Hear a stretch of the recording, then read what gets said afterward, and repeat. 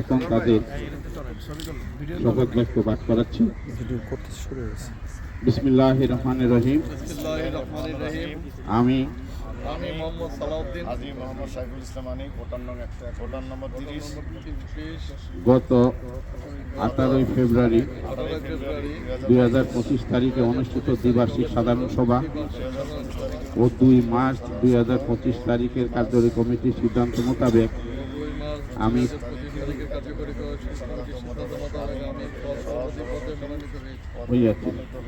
আমি এই মর্মে শপথ করিতেছি যে সংগঠনের গঠন সততা ও নিষ্ঠার সাথে দায়িত্ব পালন করিব। কোন প্রকার রাগ বা বিরাগের বশবর্তী না হইয়া সংঘের সকল সদস্যদের প্রতি